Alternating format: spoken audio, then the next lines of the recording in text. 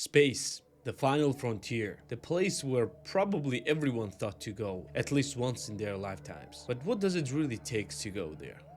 A lot. It takes a lot to go there. Because space travel is complex, man. There's so many things that you need to think about that you will not want to think about it at all. And well, the Kerbal Space Program just showed how difficult it actually is to get into space. And in this video, we're going to be taking a look at reviewing Kerbal Space Program 2, the sequel to massively popular Kerbal Space Program 1, and deciding whether it is worth it to buy right now or whether you should just wait a little bit. So without further ado, let's just get it started. I got the early access key before its launch and I was able to play KSP2 and I have quite a bit of opinions about this game and especially about whether you should buy it or not. And yeah, in every single one of my videos I'm going to be giving you the answer right away to not waste your time, and the answer to KSP's worthiness to buy right now is, well, I'm sorry, but no, at least not for the most. Be mindful that I'm reviewing the launch, early access launch of the game, and yeah, there is not nearly enough things complete in the game. And at the moment of the launch, Kerbal Space Program 2 is much less of a game than Kerbal Space Program 1, because this is not a complete experience. This is nowhere near what it probably will be when it will be fully launched. And you also have to be really mindful and also remember that KSP1 launched in an exact same state in 2011 before it was fully launched in 2015. And hopefully it will not take that long for KSP2 to launch fully. But you know what, let's get into the details. So what even Kerbal Space Program 2? So it is a direct sequel of Kerbal Space Program 1, and it was supposed to be a expansion of everything that first game was actually giving to you. Not just graphically, but the gameplay wise as well. The final version promises to have much better visuals, much more revamped tutorial to get you into understanding how to play the game, ability to build out entire colonies on other planets, and even go interstellar. And also, the final game promises to have multiplayer, which the first game did not have. Do we have all of this in early access launch? No, not even close. So what you'll get when you buy the game? Well, what you will get is a revamped Kerbal system with the same star system that you have in the first game. You will have all the planets and all of them will be revamped to look much better, and granted, the game looks much better than the first one. The lighting, the particle effects, and all the models look much better than in the first game. And to be fair, it was running pretty well as well. Even though I was playing at the max settings, I didn't experience any significant crashes or any significant dips in frame rate below maybe 40 FPS, because yeah, this game is pretty demanding. But you have to understand that I'm running pretty beefy rig as well, and we're going to be talking about system requirements in a bit. What the game also has is a revamped building system, and well, yes, the building system is much more casual. You have much easier understanding how symmetry works, and all the parts are snapping and building up much easier. The labeling on the parts like S, XS, L, XL and things like that is much more understandable, and overall building process is more or less simpler, yet much more fuller than it was in the first game. What you also have is a revamped tutorial system, which is a very welcome sight to see. You have all the tutorials and everything explained neatly in a bunch of different videos, which has an insanely beautiful style, or just in the direct tutorials giving you access and control of the spacecraft themselves to perform different maneuvers. And yeah, this was important because yeah, first game did not have extensive tutorial and it was very difficult to understand what the hell you need to do without going into YouTube or any other guides. Game also has a revamped user experience, and yeah, UI looks a bit different.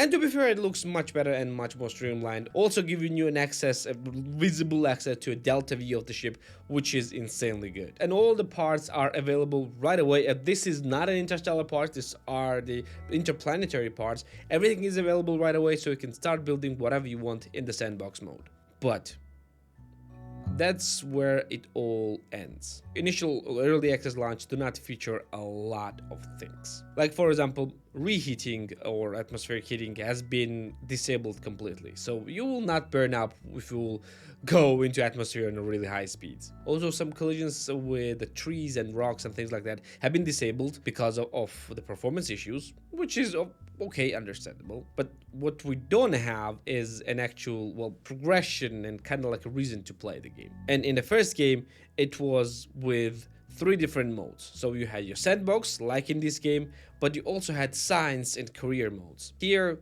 you don't have it. So if you want to progress through the game and unlock parts gradually, you cannot do it just yet. However, in a roadmap, the science mode and the tech tree is the first thing that will be done after the early access launch, of course. What you don't have is you don't have a colony building system, you don't have interstellar travel because, yeah, other star systems have not been even added just yet. You also do not have any resource gathering, and you don't have multiplayer yet. You don't have any of those. But you also need to remember that a lot of things were stripped from Kerbal Space Program 1 as well, and it was added gradually. You can kind of call the Kerbal Space Program early access an actual early access, not just a way to play a game before everyone else. No, this is literally an early access to test the game, to get a feedback, and just to build from that. In a roadmap, the first thing that will be added will be science and tech trees. Then you have your colonies implemented, giving you the ability to build your interplanetary colonies, ability to build an orbital vehicles.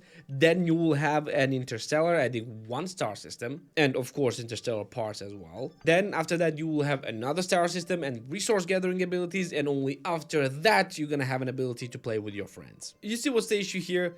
The key points that makes this game different from the first game are not here.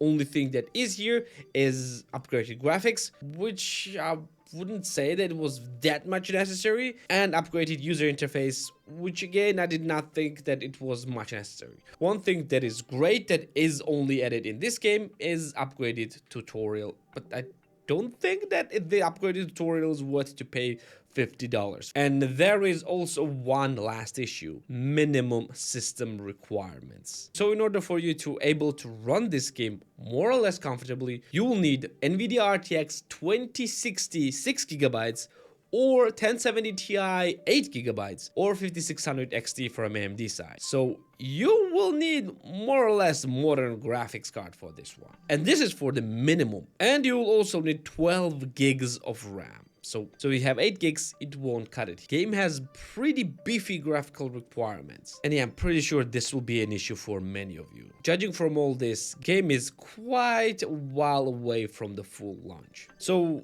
if you want to buy it, should you buy it, and for whom I suggest this it would be a good purchase for? Well, if you are an avid Kerbal Space Program fan and want KSP2 to be as best as you want it to be, yeah, this game will be for you. So you will be in an like avant-garde, in the front of the game development, and you will be seeing how the game changes from the very beginning. If you missed it in the Kerbal Space Program 1, you have an ability to run this game comfortably, basically having a beefier computer than in the minimum requirements. And if you're willing to go into this kind of like a game tester thingy, then yeah, this game is worth it. But for 95% of the gamers who enjoyed KSP1, yeah, continue enjoying KSP1, because this game is nowhere near ready to be, well, shipped. At least for the playing game. But also there is one thing to consider: if you loved KSP1 and if you want to support KSP2 and if you want to support the developer,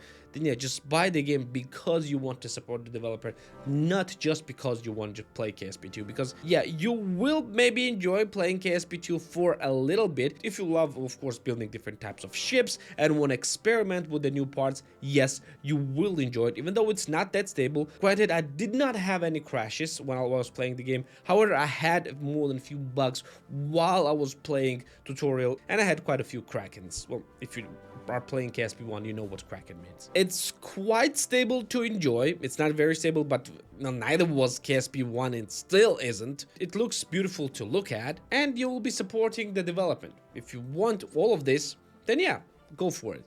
But for majority of you, this won't be a good purchase. For the ones who want to enjoy the full game, this is not it. It's not there just yet. I will be revisiting the game when some major upgrades will be released. Probably I will be revisiting game even when the science update will be released, because with the science, basically you already have the progression and will have majority of the things that the first game has. So I'll be probably revisiting game then. Until then, well, take into account the things that I said. Well, this will be it for today. Thank you for being here with me. Like the video if you liked it, subscribe for more videos like this one, and I'm gonna see you in the next one. See ya.